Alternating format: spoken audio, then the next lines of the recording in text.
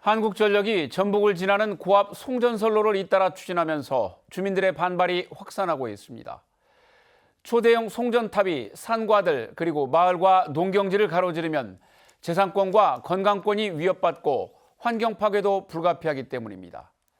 이 전기가 우리 고장에서 사용할 거라면 그래도 조금 낫겠지만 지역에서 생산한 전기를 수십 킬로미터, 멀리는 100킬로미터 이상 송전탑을 세워 수도권으로 끌어가는 겁니다. 기업은 서울에 두고 혐오시설만 지방에 떠넘긴다는 불만 속에 급기야 에너지 식민지라는 표현까지 등장했습니다. 오늘 시사토크에서는 이 문제의 쟁점은 무엇이고 해결 방안은 없는지 이야기를 나눠보겠습니다.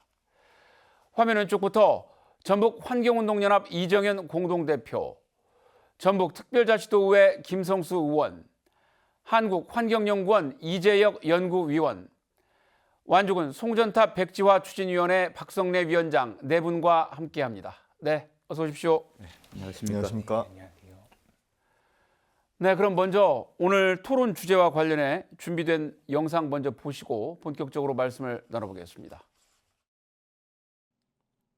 한전의 계획은 전북 서남권과 전남 신안 해상풍력 단지에서 생산되는 전기를 수도권에 공급하겠다는 겁니다. 이를 위해 정읍부터 충남 계룡까지 115km 구간의 송전선로 건설을 추진하고 있습니다. 전북과 충남에서 9개 시군, 47개 읍면동을 거치게 되는데 정읍에서만 16곳, 완주는 8곳으로 절반이 넘습니다. 알지도 듣지도 못한 그런 청천벽력 같은 소식을 작년 12월 20일 날 결정된 사항을 5월 8일 날 한전 측의 일방적인 통보로 해서 알게 되었습니다. 정부의 재생에너지 정책의 틀을 바꿔야 한다는 목소리가 커지고 있습니다. 지역에서 생산된 전기를 지역에서 소비하자는 것입니다. 이제 전기를 멀리 보내다 보면 비효율적입니다. 그래서 지역에서 좀 더 효율적으로 전기를 생산해서 소비를 하자. 재생에너지가 필요한 기업들이 서남권 해상풍력이나 새만금 태양광 같은 대규모 재생에너지를 사용할 기업들이 지역으로 내려오는 것들이 가장 근본적인 대안이. 또 기업 이전을 돕기 위해 재생에너지 사용을 위해 지방으로 이전하는 기업들에게 전기료를 깎아주는 차등요금제 같은 제도들도 뒷받침돼야 한다는 게 전문가들의 지적입니다. 네, 정읍과 완주를 비롯해서 도내 곳곳에서 송전선로 문제가 불거졌습니다. 이정현 대표님, 현재 지금 갈등이 불거진 곳들 어디 있고 현재 어떤 상태인지 좀 설명을 해주시죠. 일단 드러나고 있는 지점은 신정읍에서 신계룡 구간까지 115km 구간에 한 250기의 송전탑을 꽂는 구간인데요. 이 구간이 정읍, 완주, 진안, 임실, 김제 이렇게 한 5개 시군이 있는데요. 문제는 이 전기가 어디선가는 올 거 아닙니까? 오는 전기가 신안에서 한평, 영광을 거쳐서 신장성으로 오는데 이 신장성에서 정읍까지 오는 구간이 또 있습니다. 여기에 고창이 포함이 되어 있고요. 그다음에 전북 서남권 해상풍력, 유도 앞바다에 있는 해상풍력이 육지로 오게 되지 않습니까? 이게 부안 변산으로 떨어지게 되어 있습니다. 그러면 부안 변산에서 또 정읍, 신정읍 변전소까지 가는 구간이 있습니다. 이거 합하면 7개 지자체고요. 이 외에 지금 10차 전력 수급 기본 계획, 그러니까 영광 한빛 원전 1, 2호기를 계속 운전한다라는 걸 전제로 해서 전력이 더 이제 공급을 받을 곳에 보내야 된다라고 해서 하는 게 그 신장수에서 무주 영동 구간이거든요. 여기에 무주 장수가 포함이 됩니다. 그렇게 되다 보니까 지금 현재 드러난 것만 한전이 설명회를 하고 있는 지역들 그리고 주민들이 반발하고 있는 지역만 9개 시군이고요. 그러다 보니까 전북특별자치도의회가 먼저 송전탑 반대 결의안을 냈고요. 그 위에 완주 군의회, 고창 군의회, 부안군의회, 진안군의회 그리고 지난주에 무주군 의회까지 결의안을 좀 채택을 해서 주민들의 반발들이 계속 커지고 있고요. 정치권에서도 큰 관심을 보이고 있는 상황입니다. 그렇군요. 전북 지역이 14개 시군입니다만 말씀 주신 대로 9개 지역에서 지금 해당이 되다 보니까 굉장히 많은 지역에서 지금 관련이 돼 있는 것 같습니다. 가장 큰 문제는 지금 이 사업이 주민들이 잘 모르는 사이에 진행이 되고 있다는 겁니다. 잘 모르거나 이제 뒤늦게 통지가 되는 경우가 있는데 김성수 의원님, 고창 같은 경우에는 어떤 상황이었습니까? 고창은 현재 지난 11일 한전 측이 고창 주민들을 대상으로 신장성과 신정읍에 변전설로 있는 송전설로 건설사업 설명회를 진행하려다 파행이 되었습니다. 파행 이유는 단순합니다. 한전이 이미 송전설로 건설을 위한 입지 선정을 어느 정도 마치고 이에 대한 당위성만을 설명하는 자리였기 때문이고요. 사실상 2021년 제9차 전력수급계획 기본계획에 따라서 이미 345kV의 송전선로를 장성에서 정읍에 설치하겠다고 반영이 되어 있고요. 그렇기 때문에 지자체는 물론 주민들은 더더욱 모른 채 한전의 어떤 세부 계획을 세우고 한전에서 진행을 해왔던 것입니다. 더욱이 이제 고창은 행정구역 전체가 유네스코 생물권 보전 지역이기 때문에 얼마 전에 재인증 절차까지 마쳤거든요. 그런데 전 세계가 자연환경을 보전하라고 지정해 놓은 지역을 유독 우리 정부와 왜 한전이 나서서 자꾸 파괴하려고 하는지 사실 이해할 수가 없고요. 고창은 사실상 한비도원전 때문에 한 40년 전부터 270여 기의 송전탑이 있고 주민들에게 많은 피해를 주고 있습니다. 이런 상황에서 또다시 주민들의 의견을 무시하고 또 주민들의 건강권을 침해하고 고창의 자연환경을 훼손시키려고 하는 이런 부분에 대해서는 저를 비롯한 군의원, 도의원 그리고 주민들께서 반대를 하고 있는 입장입니다. 예, 말씀하신 대로 고창 같은 경우는 기존의 한빛 원전 때문에도 270기 정도나 송전탑이 있었다고 하니까 뭐 굉장히 많은 양이군요. 뭐 어쨌든 이 사업 추진하면서 주민들에게 충분히 설명을 구하고 또 이해를 얻어야 할 텐데 왜 이런 절차가 생략되거나 좀 미흡한지 의문입니다. 박성림 위원장님, 완주에서는 지금 어떻게 진행이 됐는지요? 저희 완주도 어느 날 느닷없이 한전 측에서 만나자고 해서 만났거든요. 근데 저게 5월 8일입니다. 올해. 느닷없이 와서 여기가 경과 지역이라는 그 낱말조차도 저희 주민들은 몰랐어요. 몰랐는데 경과 지역이 여기가 확정이 됐으니까 2차 선정위원회를 만들어서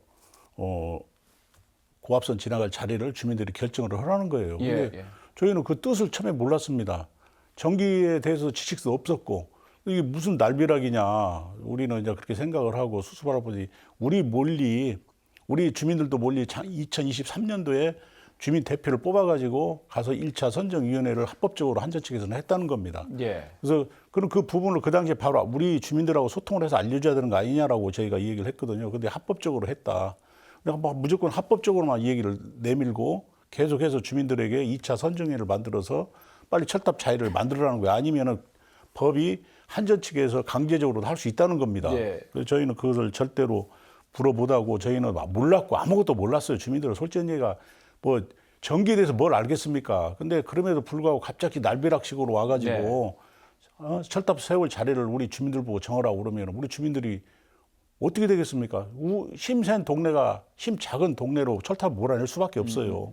그러면은 이웃 간에 수백 년 동안 같이 정든 우아래 동네에서 서로 연수가 되고 서로 찌그락짜그락 하면서 이제 앞으로 송전탑이 있는 한은 계속해서 갈등이 생길 거 아닙니까? 그래서 저희 이 얘기는 그래요. 참 원점 재검토하고 다시 우리 주민들하고 소통하고 대화를 나눠서 합리적인 방법을 찾아보자 해서 계속해서 지금 한전 측에 그 요구를 하고 있습니다. 근데 이제 여러 가지로 법적으로도 지금 한 30년, 40년 전에 만든 법을 들이대가지고 주민들을 계속 한전에서 괴롭히는데 저희 주민들은 끝까지 이걸 백지화하고 우리 주민들하고 재검토해서 다시 할 수 있도록 꼭 주민들의 의지를 보이고 있습니다.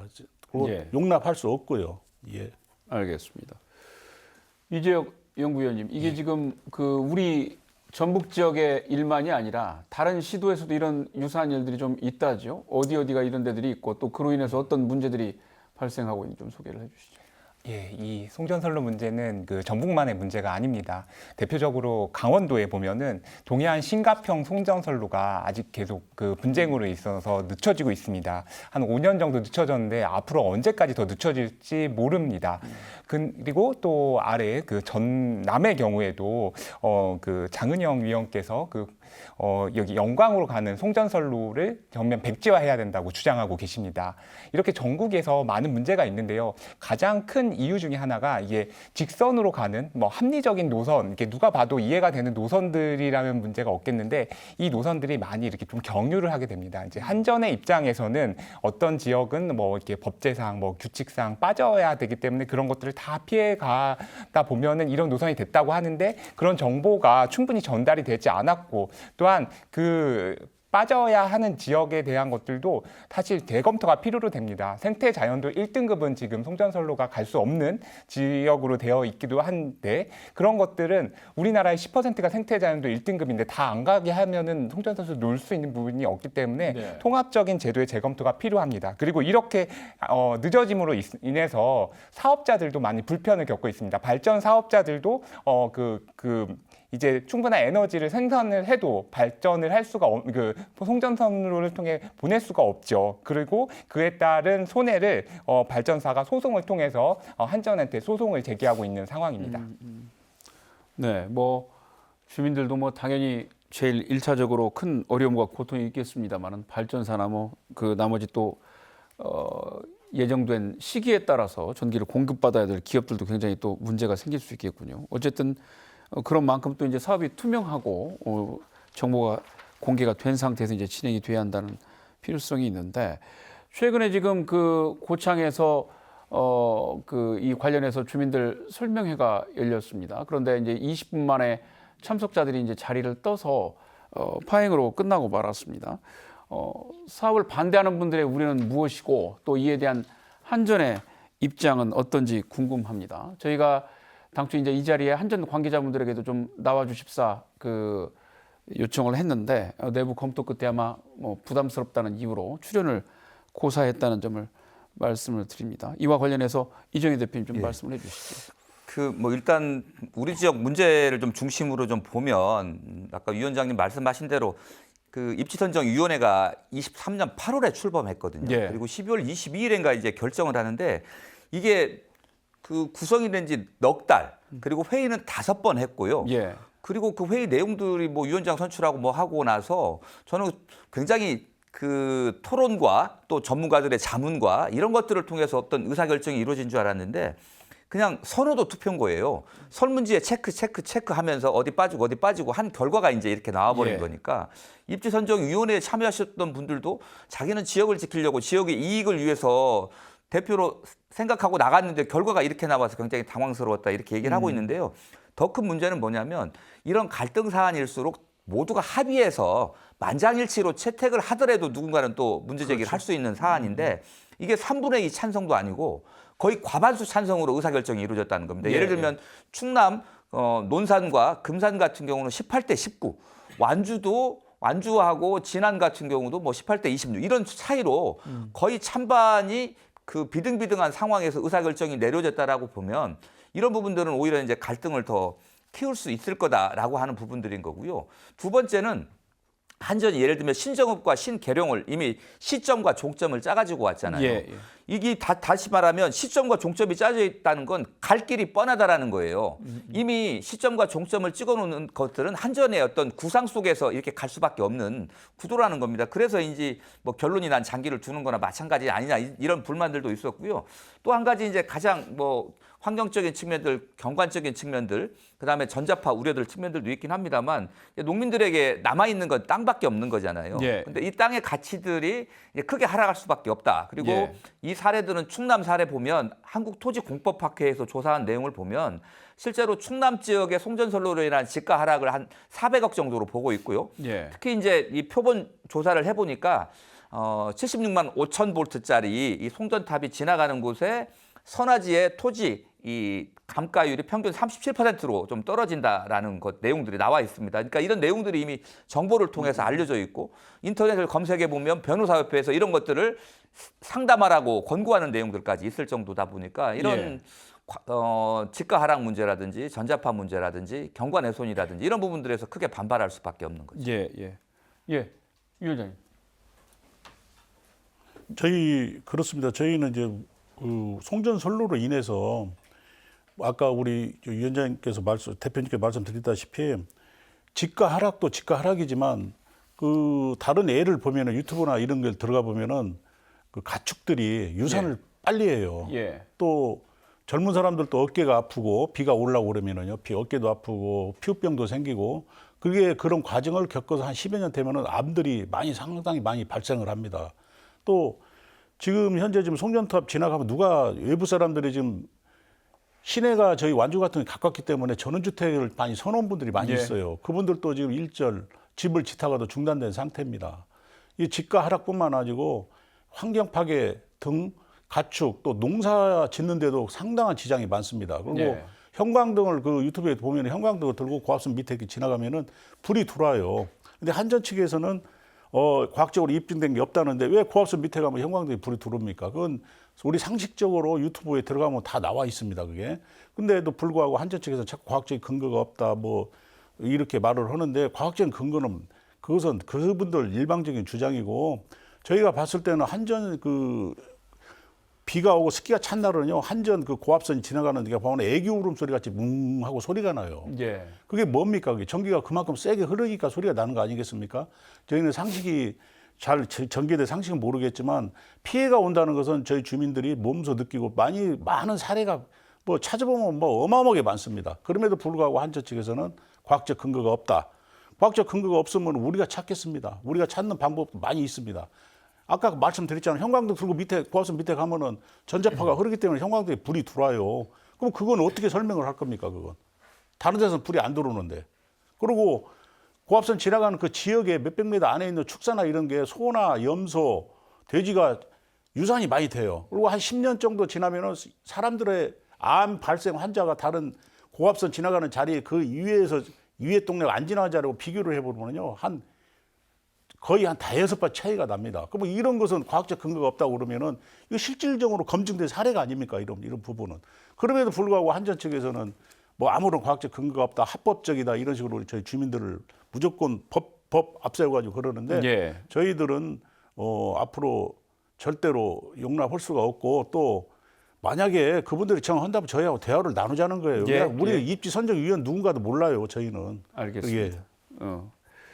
뭐 그 건강에 대한 우려 그 굉장히 크신데 뭐 실제로 도내에서도 과거에 그 남원 내기마을 집단 암 발병 문제가 생겼을 때도 그 마을 위쪽에 이제 그 고압 송전선로가 지나가다 보니까 그거에 따른 영향이 아니냐 주민들이 이제 상당히 문제 제기를 했었던 그런 기억이 납니다. 어쨌든 이 초고압 송전선로가 주는 피해가 뭐 분명하지 않다, 뭐 그 뚜렷하지 않다라는 뭐 그 전문가들의 의견도 있는 것 같습니다. 이 부분은 충분히 검증된 건지 사실은 이제 불안감이 있다 보니까 또 여러 가지 그런 실제가 조금 과장될 수 있는 가능성도 전혀 없는 것은 아닐 텐데 어떻게 봐야 될지 궁금합니다. 김성수 의원님. 네, 먼저 혐오시설이 아니다는 의견들이 많이 있긴 한데요. 뭐 집 앞에 송전탑이 있다면 과연 보기 좋을까요? 예. 일단은 혐오시설이 맞고요. 좀 과학적인 근거로 말씀을 드리면 사실 1970년대 미국에서 송변전소 주변에 거주하는 어린이들의 소아암에 대한 조사를 했을 때 다른 지역에 비해서 2.5배가 증가했다는 분석을 했고요. 1990년대 초반에는 스웨덴에서 연구 결과에 따르면 17세 이하 어린이의 백혈병의 발병률이 그 송전선 밑에 있는 2밀리가우스 이상에서 2.7배, 그 다음에 3밀리가우스 이상에서는 약 3.8배가 높다고 발표해서 결국은 이 보고서를 중심으로 스웨덴 정부가 주택단지에 있는 송전선을 다 철거하는 이런 대책을 세웠습니다. 예. 국내에서도 2006년도에 한양대 김윤신 교수님 팀에서 송전선로 주변 학교 학생에 대한 극저주파 노출평가 연구 결과에 따르면 송전선 근처에 어린이의 성장 호르몬이 적고 암 발생을 억제하는 멜라토닌이 적다는 그런 연구 결과가 발표가 되었기 때문에 이러한 국내 연구 결과들이 있기 때문에 실제 많은 국민들이 고압 송전선에 대한 예. 굉장히 건강권 침해를 우려하고 있고 아직 뭐 과학적인 근거가 부족하다, 혐오 시설이 아니다, 유해하지 않다 하는 것은 어떻게 보면 한전 측의 자의적인 좀 해석이 너무 널리 알려지지 않았나 이렇게 생각을 합니다. 예, 예. 기존에 뭐 관련된 그런 연구 조사들이 있군요. 네. 이재규 의원님. 예. 그 환경에 대한 영향이 없을 수 없습니다. 예. 그래서 독일에서는 이런 환경에 대한 영향을 모두 공개하고 있습니다.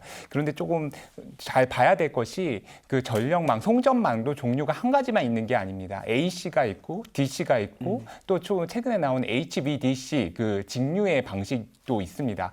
직류의 한 방식인데 좀 더 개선된 방식이고 또한 테두리를 어떻게 포장하느냐에 따라서 또 이렇게 또 전자파가 달라지기도 합니다. 이 모든 것들을 그 기법들을 다 정보를 공개하고 있고 또한 국제적으로 논의되고 있는 규정과 그리고 연구들을 독일에서는 다 공개하고 있습니다. 그래서 주민들이 봤어도 우리 지역들에 들어오는 그게 얼마나 전자파가 나오고 이것들을 줄이기 위해서 한전이 어떤 뭔가 전력 사업자가 어떤 노력을 취하고 있는가를 다 주민들이 알 수 있습니다. 그리고 그렇게 해서 만들어진 다음에 직접 지역 주민과 시민단체가 전자파 측정을 같이 하도록 하고 있습니다. 그래서 이 전자파가 더 많이 나오지 않는가 그리고 그런 것들을 확인하고 많이 나왔을 때는 그 사업자와 함께 또한 대책을 세우도록 하고 있거든요. 이런 절차가 모두 공개돼야 된다는 게 중요합니다. 이것들에 대한 게 뭐 기준을 넘지 않는다. 어떤 게 기준인지 기준도 각국마다 좀 다르기 때문에 그 기준을 넘지 않는다고 말하는 것보다는 어떤 기준들이 다 있고 그리고 그 기준들을 맞추기 위해서 우리는 어떠한 가능한 노력을 하고 있고 그리고 결과적으로 봤을 때 이렇게 확실히 줄었다 이런 것들을 지역사회와 함께 논의하는 구조가 필요하다고 생각합니다. 예. 그 부분만 제가 좀 더 말씀드리면 우리나라 인체 보호 기준 자기장 기준이 833mHz거든요. 근데 요즘 추워가지고 우리 그 전기장판이라 온열 매트 많이 사용하잖아요. 근데 친환경 온열 매트에서 이 전자파 자기장 기준이 약 2mHz예요. 그러니까 정부가 정한 것보다 실제 민간에서는 400배 이하로 맞춰가지고 그걸 환경 기준이라고 해서 적용을 좀 하고 있거든요.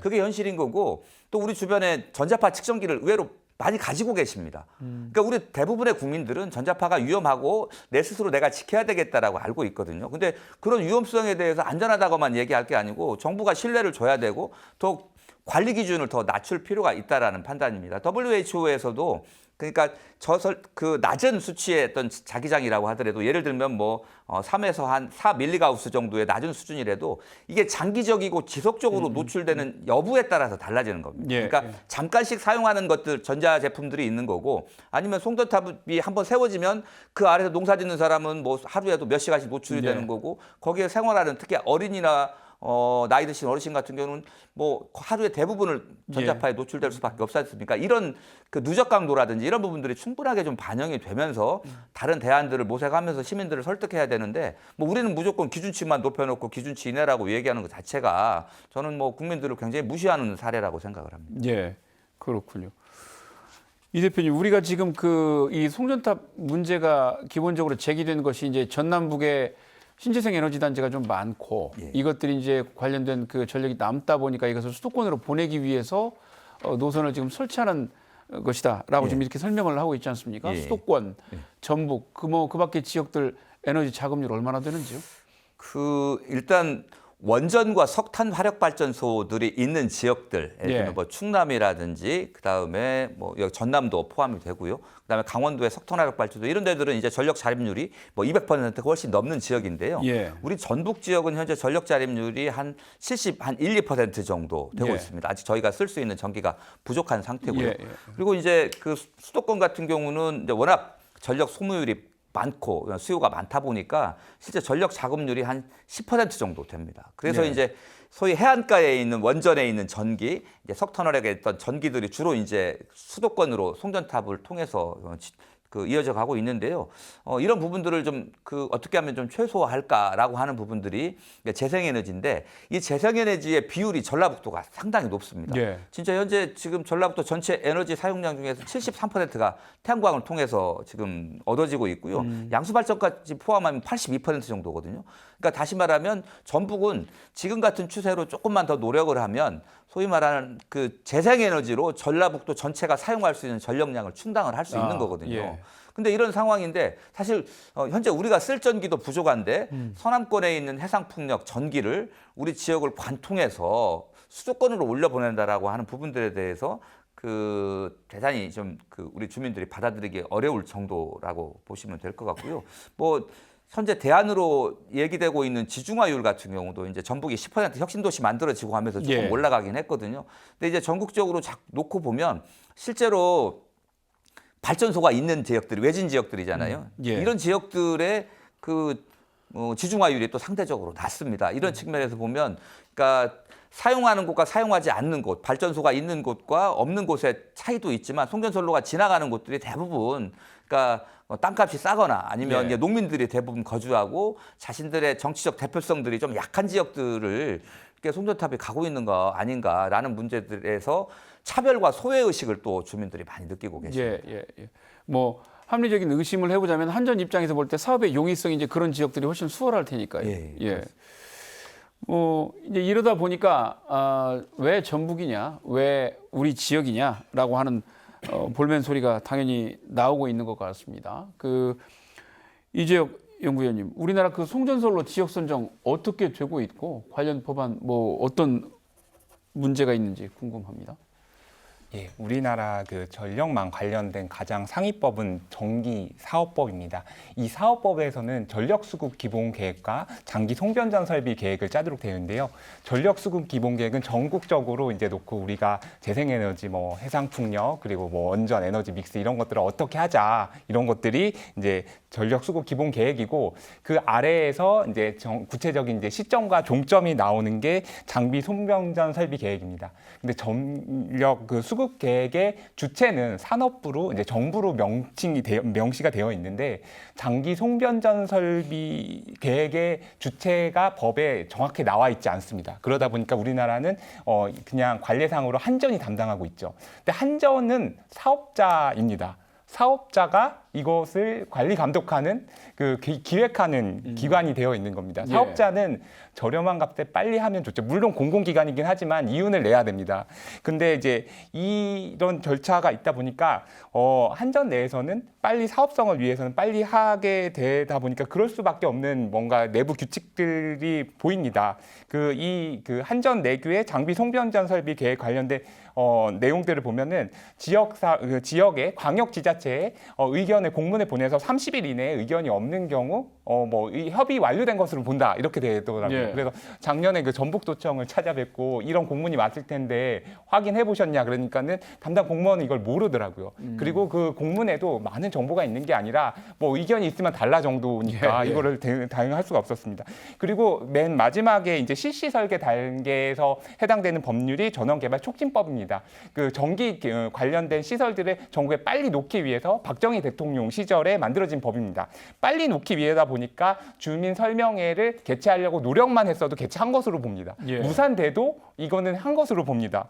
그리고 여기 또한 전원개발촉진법이 최근에 개정이 돼서 입지선정위원회가 들어가 있는데, 입지선정위원회를 생략할 수 있다고 되어 있습니다. 뭐 사업자가 뭔가 어려운 상황이 정한 상황에서 입지선정위원회 생략할 수 있다고 되어 있고, 입지선정위원회의 세부 절차는 한전 내규 전력영향평가 내에 들어가 있습니다. 전력영향평가 내에 입지선정위원회 5절차가 있는데, 첫 번째는 주민 주도로 하다가 나중에는 사업자 주도, 그 다음에 뭐 중재기관, 그리고 용역기관, 그리고 사업 소장 마음대로 가는 게 5단계가 있는데, 이거를 판단하는 기준, 사업 소장이 판단을 하게 됩니다. 명확한 판단 기준이 없습니다. 지금으로서는 주민들의 의견이 공식적으로 이게 제대로 들어갈 수 있는 기회가 좀 미흡하다고 보입니다.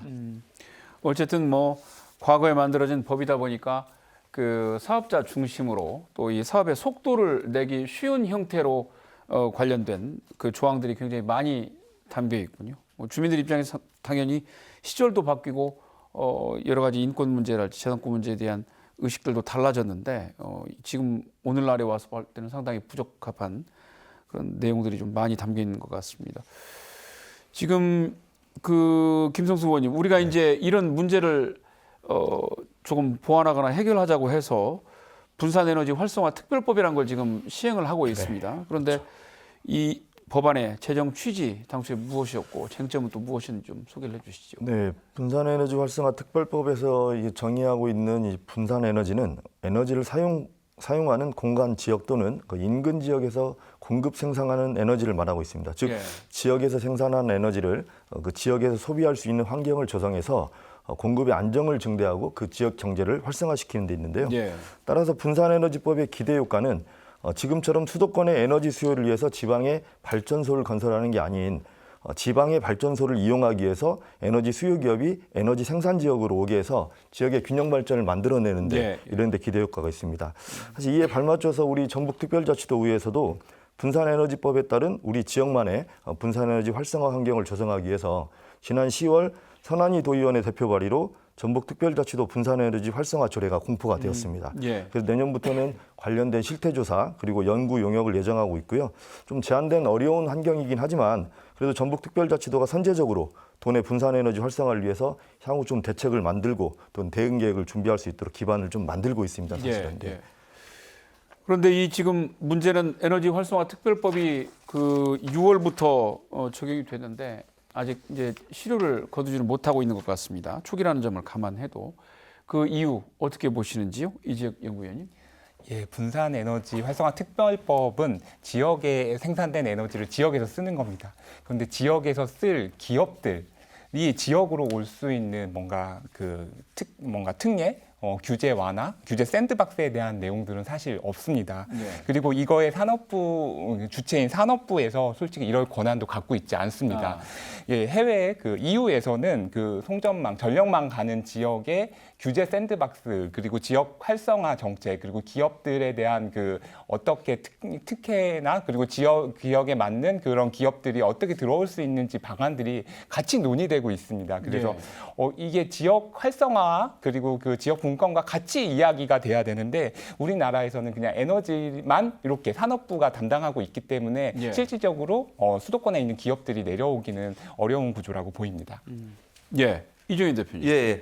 일단 그 전기를 사고 파는 것이 현재 한전의 독점적인 권한이잖아요. 근데 이제 이 분산업법이 만들어지면서 그러니까 특구로 지정이 되면 한전을 거치지도 않고 전기를 사고 팔 수 있는, 그러니까 차등 요금제의 어떤 근거가 되는 게 이 법인데 그래서 여기에 기대를 많이 걸고 있고 전북자치도도 조례 만들어 가지고 해보려고 하는데 이게 구체적인 적용 시기가 2년 후로 늦춰졌습니다. 그러니까 실제로 정부가 할 의지가 있는지 이런 부분들이 좀 의심이 되는 부분들이 있습니다.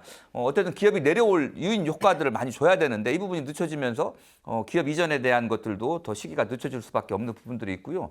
그다음에 분산에너지 설치 의무 규정들이 있는데 구체적인 설치 기준이라든지 의무 내용들이 나와 있지 않습니다. 나와 있지 않다 보니까 굉장히 불투명하고 이거를 누가 해야 되는지에 대한 책임 소재도 불투명하다라고 봅니다. 그리고 전력 시장 내에 이제 여러 전력원들의 가격별 결정 요소들이 있어야 되는데 이런 부분들이 좀 제외되고 일반적으로 하다 보니까 이게 이제 기업이 내려왔을 때 얻을 수 있는 우리 사회적으로 얻는 이익들이 잘 계산이 되어야 되는데 이 부분들도 좀 불분명하다 보니까 뭐 기업들도 망설일 수밖에 없는 그런 조건이지 않나 싶습니다.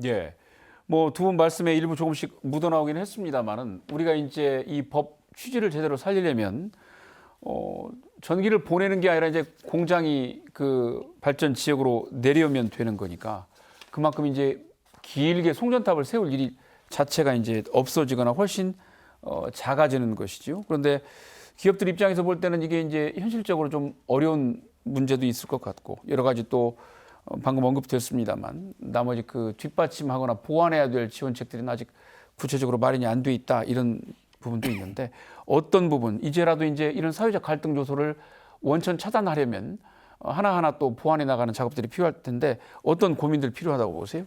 일단 그러니까 우리가 경기도 용인 이제 수도권 반도체 클러스터의 규모를 한번 놓고 보시면 용인시 처인구라고 하는 곳에 삼성의 이 국가 산단에 이제 반도체 공장이 들어서고 SK 하이닉스가 일반 산단에 들어서는데 여기서 삼성이 약 투자 금액이 360조 원이고요. SK가 120조 원입니다. 그리고 여기에서 필요한 전력이 약 16기가와트인데요. 16기가와트면 원전 한 기에 해당하는 분량이거든요. 그러니까 예를 들면 국가적인 자산들이나 이런 것들이 총 수도권으로 계속 유지가 되고 있고 여기에 많은 예를 들면 일하는 노동자들 그다음에 연구 인력들이 들어가게 되면 수도권 집중 문제가 더 커질 수밖에 없는 거고 또 많은 이 수도권의 지금 전력의 문제는 수도권의 송전 용량이 부족한 게 아니고 수도권에 너무 그 송전탑이나 그 전력망이 밀집이 되다 보니까 여기에서 혼선이 생겨서 예를 들면 그 송전 그 정전의 문제가 발생할 수도 있는 그런 상황들이거든요. 그래서 이런 문제들을 해결하려면 실질적으로 그 기업 이전해야 됩니다. 현재 지금 그 용인에 이렇게 대규모 반도체 공장들이 유지가 되면 그러니까 우리 태백산맥을 넘어서 석탄화력발전소 전기를 끌어와야 되고 예. 그다음에 남쪽에 있는 재생에너지를 저 신안 앞바다에 있는 전기를 끌어서 수도권까지 올라가야 되는 거거든요. 예. 전력의 효율 낭비도 있고요. 송전탑 갈등도 있고 비용도 많이 들어갑니다. 예. 사실 그래서 지금 이미 공장을 짓고 있는 1단계 정도까지는 예. 일정 부분 LNG 시설이라든지 이런 걸로 하고 수도권에서도 재생에너지를 확보를 해서 삼성에게 재생에너지를 쓸 수 있도록 해주고 예. 연구 인력 이외에 일반적인 노동자들이나 숙련 노동들이 필요한 이런 실제 생산 조립업체 같은 경우는 예. 재생에너지를 많이 생산하고 있는 곳으로 내려와야 된다. 예. 그래야 삼성이 알리백을 달성할 수 있고 세계적인 글로벌 기업으로서 경쟁할 수 있고 유럽에 그 소위 말한 세우는 기후체제의 관세 장벽, 탄소국경세 장벽을 예, 넘어갈 예. 수 있는 거거든요. 그런 측면에서 저는 이번 기회를 지역에 있는 정치권들도 예전에 삼성이 새만금에 투자한다고 해서 예, 예. 그거 안 해가지고 뭐 현수막 걸고 우리 도의회들도 마라톤에서 뛰어가고 그랬지 않습니까? 예. 저는 삼성 앞에서 가서 농성하고 삼성이 내려와야 되고 정부의 양쪽, 정부는 약속을 지키고 삼성도 다시 기회가 되면 조건이 되면 돌아온다고 하는 약속을 저는 지킬 때가 됐다고 생각을 합니다. 예. 예. 알겠습니다. 예, 위원님. 예. 좀 전에도 말씀드렸듯이 이게 에너지에 대한 부분으로 한정했기 때문에 나타나는 문제라고 보입니다. 영국에서는 이런 전력망 계획을 세우면서 에너지 부분, 또 국토계획, 또 환경, 그리고 농수산, 해양, 그리고 R&D까지 이렇게 같이 통합해서 보고 있습니다. 그래서 지역에 맞는 그 R&D 혁신 정책, 그리고 규제 완화 정책 이런 것들이 선제적으로 있어야지 기업들이 올 수가 있습니다. 기업들도 이익이 나야 올 수 있는 거죠. 그리고 제가 이번에 독일을 다녀오면서 느낀 게 루르 지역에서도 그 대학에 보면은 재생에너지 송전설로 전문 연구진이 루르 지역에 있습니다. 이게 우리나라로 보면 시골에 있는 거죠. 예. 그 베를린에 있는 게 아니고 그 시골 지역에서 주민 수용성 연구를 가장 많이 하고 있더라고요. 그리고 가장 많은 펀딩을 갖고 있었습니다. 그 지역에 맞는 그 특성화 정책이 이렇게 좀 그 지역 활성화 정책이 에너지 정책과 함께 가야 된다고 생각합니다. 어쨌든 공장이 이제 그 전력 생산 지역으로 내려온다면 뭐 방금 앞서 언급됐던 것처럼 여러 가지 갈등 요소들, 사회적 비용도 덜 수 있고 뭐 균형 발전에도 굉장히 큰 보탬이 된다는 점에서 이번 기회에 또 다른 그 논의로 좀 확장시켜서 대응을 해봐야 될 필요도 있다는 생각이 좀 듭니다. 어쨌든 지금 이제 그 중장기적으로 이제 그런 노력과 더불어서 현재 지금 임박해 있는 이런 문제들을 해결을 하려면 결국 이제 주민들 피해를 최소화하고 또 이런 적절한 보상안도 제시를 해서 그 균형점을 찾아야 할 텐데요. 어떤 그 대책들, 논의들 진행돼야 한다고 보시는지 궁금합니다. 예, 위원장님. 예, 저희 그 주민들이 이 전문가들을 일일이 찾아뵙고 예, 또 뭐 교수님이나 이런 분들을 수없이 찾아서 이 얘기는 다 똑같습니다. 예. 저희가 보면은 그리고 그분들 답도 그러고 저희 생각에도 저희들 생각에도 그래요. 기존에 있는 도로나 철도 부지가 있습니다. 예, 그래도 그게 거의 직선으로 가지 않습니까? 고속도로도. 이런 부분을 많이 활용을 하면 참 좋을 것 같아요. 또 학자나 교수님들도 전문가들도 그게 제일 정답이다라고 예. 그렇게 말씀을 하십니다. 근데 현재 지금 이 산에 가면은 굉장히 어려워요. 헬기로 공사를 한다고 하더라고요. 헬기로. 그러면은 사고도 많고 또 여러 가지로 우리 주민들한테 피해도 많은데 굳이 꼭 왜 환경을 해치면서까지 이렇게 하느냐. 다른 외국 사례, 여기 우리 위원님 계시지만은 다른 외국 사례도 얼마든지 다양하게 많이 있는 걸로 저희들은 알아요. 이제는 우리 주민들이 여기저기 알아본 결과 전문가들 못지않는 그런 맛을 많이 지식을 쌓았습니다. 근데 제발 부탁하는데 철도 부지나 고속도로나 이런 부분을 도로를 이용을 해도 아무 이상 없습니다. 돈이 좀 많이 들어서 그렇지 100년 대기를 봐야죠. 그리고 우리나라 아까 우리 이정현 전북환경연합 대표님 말씀하신 우리나라는 또 안보가 중요하지 않습니까? 네. 이번에 이스라엘하고 하마스하고 전쟁이 붙었을 때 그 아이언돔인가 있잖아요. 그 100개를 쏘니까 그 뭐 몇 개는 뚫려서 이스라엘 예. 도시에 강탈을 했대요. 그러면은 그 용인 처인구에 만약에 하나라 떨어지면 수백 조가 날아갑니다. 우리나라 기반 시설이 무너져요. 그러지 말고 이게 분산해서 타이완이나 뭐 다른 나라들은 그런데요. 이게 반도체 중요한 국가의 시설을 기업들 이렇게 지방으로 분산해서 이렇게 우리 그 안보와 직접적인 관계가 없이 이렇게 그 기업 활동을 예. 하게 정부에서 배려를 해준대요. 한 곳에다 모아놓고 우리 또 주민들 그래요. 여기 모아놓으면 이제 우리 새끼들 갈쳐놓으면 다 올라갈 거 아닙니까?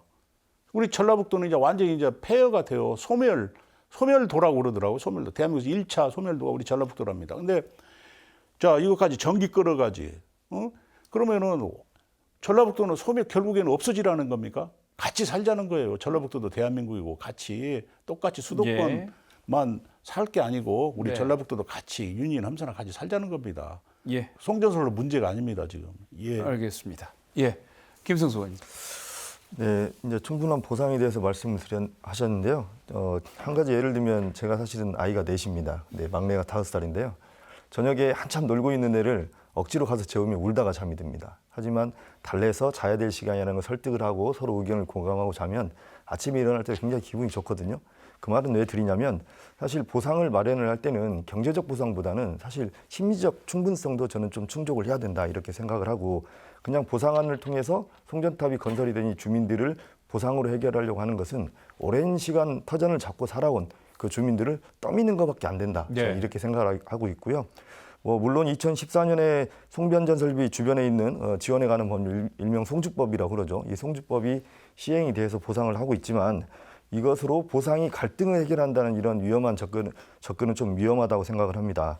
재생에너지의 특성상 제가 알기로는 어떤 태양광은 시간에 따른 발전량의 차이, 그 다음에 풍력은 계절에 따른 발전량의 차이 때문에 지금에 있는 이 전력 공급을 유지를 하려면 아마도 4배에서 5배 정도의 이 재생에너지 단지가 좀 조성이 돼야 되기 때문에 이러한 앞으로 송전탑과 관련된 문제들, 주민들과의 갈등은 계속 많아질 거라고 봅니다. 그렇기 때문에 보상의 충분성을 따지기보다는 앞서 말씀드린 우리 위원장님이나 대표님이 말씀하신 것처럼 기초계획 설계부터 주민의 의견을 충분히 반영할 수 있는 이런 진행 프로세스가 마련이 되어서 에너지 정책이 그렇게 바뀌어야 된다고 보고요. 그게 된다면 아마 보상을 받아도 그거에 따른 납득을 하고 보상을 받아도 심리적으로 충분히 납득을 하지 않을까 저는 이렇게 생각합니다. 네, 앞서서 박성래 위원장님께서 도로나 철도 부지를 타고 그 노선을 건설하는 아이디어를 얘기를 하셨는데요. 이게 현실적으로 또 이행이 가능한 것인지 또 우려되는 또 다른 문제는 없는 것인지 궁금하기도 합니다. 이정희 대표님. 저희가 이제 이 문제 송전탑 문제 불거지면서 이제 전문가분들을 찾았는데 사단법인 한국토목안전협회 건설협회 회장님이 이제 한전에 가서 발표한 내용이 있으시더라고요. 그 내용을 보니, 그러니까 에너지 고속도로라고 우리가 얘기하는 망을 그렇게 얘기하는데 실제 고속도로하고 거의 유사합니다. 그러니까 실제 가장 빠른 길, 가장 효율적인 길을 찾는 게 이제 도로인 거잖아요. 근데 우리도 기본적으로 이제 국가가 이제 수도권 중심으로 도로망이 형성이 되어 있습니다. 그러니까 신정읍과 신계룡을 가장 빨리 갈 수 있는 곳은 호남고속도로거든요. 그렇죠. 근데 호남고속도로는 그 도로를 따라서 많은 다른 네트워크 선들이 같이 지나갑니다. 근데 여기에 실제 이제 송전망까지 좀 더 지나갈 수 있도록 하자. 도로는 도로구역, 접도구역이 있고요. 철도는 철도 보호구역이 약 좌우로 한 30m가 설정이 되어 있습니다. 그래서 비용이 든다고 하더라도 우리가 공동구라고 하잖아요. 선이 들어가는 게 있고 이런 관로가 들어가는 것들이 있는데 비용이 들어간다고 하더라도 고속도로는 사실 좀 상당히 좀 넓게 돼 있기 때문에 우리가 조금의 불편을 감수하면서 공사를 좀 진행을 하면 그게 가장 안전하고 가장 효율적인 시설이 되지 않나 이렇게 보고 있고요. 이미 선진국에서는 지중화 문제를 처음 송전설로 건설할 때 의제로 놓습니다. 근데 우리나라는 지금까지 지중화를 아예 입지선정위원회에서 다룰 의제로 선정하지 않습니다. 그리고 나중에 협상 단계에서 일부 조정하고 하는 과정에서 들어가 있는데요. 지금 이제 우리 첫 단계에서부터 지중화 문제를 좀 검토를 좀 해야 될 것 같고 저희가 토론회 과정을 통해서 확인하게 된 건 유럽도 마찬가지고 미국도 마찬가지고 지중화에 관한 상당한 기술이 확보가 되어 있고 지금 10배가 넘게 들어간다 이렇게 얘기를 하고 있는데 지금 저희가 만약에 시도를 하지 않기 때문에 그런 거잖아요. 우리가 지중화 계획으로 전체적으로 송전설로 계획을 좀 전환한다라고 하면 비용도 크게 줄어들 거라고 생각을 합니다. 그리고 나서 불가피한 지역이 송전망 탑을 세울 수밖에 없다라고 하면 그 부분들은 지역 주민들하고 합의하면 저는 충분히 그 결론을 낼 수 있을 거라고 생각을 합니다. 김성수 의원님께서는 어떻게 보세요? 방금 이정현 대표님께도 좋은 말씀 해주셨고요. 사실 송전선로를 지금하고 다른 형태로 건설해서 주민에게 피해가 가지 않고 자연환경을 해치지 않겠다라는 것은 그런 시도는 정말 저는 시도해 볼 만하다고 생각을 하고요. 물론 아마도 이제 이 패러다임을 바꾸는 것이 건설 비용도 많이 들 것이고 하겠지만 오히려 갈등으로 발생하는 이 사회적 비용보다 과연 클까라는 생각도 저는 해봅니다. 특히 요즘 논의되고 있는 것 중에 하나가 이제 차세대 송전 기술로 초고압 직류 송전설로 뭐 HVDC라고 하는데 그것에 이제 구축에 많은 관심을 좀 가지고 있는데요. 사실 뭐 제가 기술적으로는 잘 모르겠지만 원거리 송전에 따른 에너지 손실이 좀 적고 안정성과 효율성 측면에서 굉장히 좀 뛰어나다고 하고요. 현대건설에서 얼마 전에 사우디아라비아 1조 원 규모의 HVDC 건설 계약을 수주를 했다는 소식을 들은 거 보면 국내 기업이 외국에서도 그 기술력을 인정받는다면 우리도 좀 적극적으로 검토를 해볼 만하지 않냐 저는 이렇게 생각을 합니다. 알겠습니다. 연구위원님. 이미 독일에서는 에너지 경제법 제46조의 도로 이용 계약에 대한 부분이 있습니다. 그 송전선로를 지방자치단체의 도로를 이용해서 만들도록 하고 있는 거죠. 이 도로 이용 계약은 20년 주기로 이루어지며 만료 2년 전 갱신하도록 되어 있습니다. 이미 해외에 있는 제도입니다. 좋은 제도라면 적극 들여와야 된다고 생각합니다. 그렇군요. 그 말씀을 나누다 보니까 마지막 질문을 드려야 할 시간이 됐는데 오늘 뭐 송전탑 관련해 가지고 여러 가지 이제 그 의제들이 나왔습니다만 강조해 주시거나 혹은 그 미지라는 말씀을 좀 마무리 발언으로 보태 주시기 바랍니다. 이정현 대표님부터 부탁드리겠습니다. 최근 국회에 국가전력망 특별법이 9개 정도가 법안이 발의되어 있습니다. 그러니까 우리가 첨단 산업을 육성하고 국가 경쟁력을 올려가는 데 있고 그다음에 에너지 분산을 하기 위해서 송전탑은 반드시 필요합니다. 근데 문제는 이게 아까 말한 주민 수용성 문제, 그다음에 이 환경에 미치는 영향, 건강 영향을 최소화하는 이런 부분들을 좀 확대를 하면서 주민들의 동의를 얻어가면서 국가가 전략적으로 이걸 가야 되겠다 이런 법안들이 올라와야 되는데 대부분 보니까 수도권 중심 내지는 발전소 주변에 있는 의원들이 일단 빨리 송전탑부터 건설하자 하고 보자라고 하는 차원에서 오히려 주민 수용성이라든지 주민 의견 수렴 절차, 환경영향 평가 절차들은 오히려 축소하고 예를 들면 속도를 빨리 내는 그런 부분들에만 좀 강조하고 있다라는 측면에서 오히려 이 지금 논의되고 있는 국가전력망 특별법이 더 위험하다, 오히려 더 밀어붙이기 시기다라는 점에서 이런 부분들을 좀 전면 재검토하고 정말 중요한 문제니까 제대로 잘 한번 해봐야 되지 않겠습니까? 국가적으로 총력을 모아서 해야 될 것 같고요. 그 앞에 송전탑 반대하시는 분들이 계시는데 저는 이분들의 노력이 사실 어찌 보면 대한민국의 전력망 정책을 바꾸는 그런 역할이기 때문에 좀 관심 가져주시고 좀 지켜봐 주셨으면 고맙겠습니다. 알겠습니다. 박성림 위원님. 그렇습니다. 이게 모든 문제는 피해 지역의 주민들과의 소통 문제라고 생각합니다. 한전 측에서는 자꾸 아까도 초반에 말씀드린 합법적인 어찌지만 우리가 뽑아준 주민들이 선출해서 간 대표들하고 한전 측하고 선전 경과 지역 같은 선정도 하고 그래야지 우리도 모르는 대표들이 가가지고 결정 지은 것을 우리 주민들 보고 수용을 하라? 이건 아니지 않습니까? 우리가 밥을 먹어도 쌀이 어디서 나왔는가 아는 이런 세상에 어떻게 주민 대표와 주민들이 모르는 대표가 어디가 있습니까? 그 문제도 지금 주민과 한전 측이 소통이 너무 안 했다는 거예요. 실제적으로 진짜 한전이 합법적이고 우리 주민들을 생각한다면 우리 피해 지역의 주민들하고 서로 대화를 나누고 소통해서 진실된 마음으로 대화를 나눠서 한번 이 문제를 해결해 나갈 방법을 찾아야지 자꾸 법만 가지고는 안 된다는 것을 분명히 말씀드리고 싶습니다. 김성수 의원님. 저는 도의원이기 때문에 도의회 역할에 대해서 좀 말씀을 드리면 전북자치도는 발전 설비의 약 73%가 재생에너지인 아마 전국 최고 수준일 겁니다. 그런 재생에너지 생산 단지이고요. 산업 현장에서도 갈수록 이제 알리백과 같은 재생에너지 사용이 의무가 가중화되거든요. 사실은 이를 기회 삼아서 우리 전북자치도가 신재생에너지 중심의 에너지 주권을 확보하는 것이 우수한 기업들이 전북에 노크를 해서 환경을 구축하는 가장 필요한 부분이라고 생각을 하고요. 따라서 분산에너지법 취지에 맞는 한전의 에너지 대책의 어떤 전환이 현 시점에서 우리 전북자치도에는 정말 중요한 기회이고 일이라고 생각을 합니다. 이러한 시기에 우리 김관영 도지사께서 주민의 의견과 다르게 섣불리 이제 한전과 협약을 맺은 것은 좀 굉장히 아쉽다는 생각이 좀 들고요. 앞으로 갈등만 초래하는 송전탑 건설을 막아내고 전북자치도가 에너지 식민지가 된 것을 좀 막는데 김관영 지사님을 비롯한 전북자치도청이 함께해 주시길 바라고 우리 전북특별자치도의회에서도 전북의 에너지 주권 확보를 위해서 정말 최선을 다하겠다는 말씀을 드리겠습니다. 자, 이재혁 연구위원님. 예, 지금 국가기관 전력망 확충 특별법안을 얘기를 해주셨는데요. 이 새로운 전력망 법이 생길 때 좀 해외 제도에 대한 스터디를 우리가 다 같이 해야 되지 않을까 싶습니다. 이미 독일에서는 아까 보상 얘기하셨지만 시민사회 이니시에이티브가 보상 프레임워크를 만듭니다. 누가 봐도 합리적인 보상을 하겠다는 거죠. 예, 그에 따라서 이제 보상을 하는데 우리나라에서는 사업자와 대상자가 그냥 협의해서 정하도록 되어 있습니다. 공개가 그래서 안 되고 있습니다. 그리고 해외 독일에 가서 연방 네트워크 기관 담당자를 만났을 때 우리가 겪어온 시행착오만 줄여도 굉장히 좋겠다고 저한테 얘기를 해주셨습니다. 해외에 독일에는 관련된 전력망 관련된 법률이 5개나 있더라고요. 그분들도 30년 동안 고생해서 이 주민참여 절차를 3차례나 놓고 그리고 그 이후에 나타나는 그런 것들을 다 공개하고 있는 데는 다 이유가 있습니다. 우리나라도 전력망 확충 특별법안을 만들면서 이런 것들이 좀 정비될 수 있었으면 합니다. 네, 알겠습니다. 오늘 말씀 여기까지 듣겠습니다. 네. 송전선로 문제로 곳곳에서 몸살을 앓고 있습니다. 분명한 건 현재와 같은 사업 방식으로는 해당 자치단체나 주민들은 물론이거니와 정부와 한전 그리고 기업도 사업 지연에 따른 부담과 비용을 감수해야 한다는 겁니다.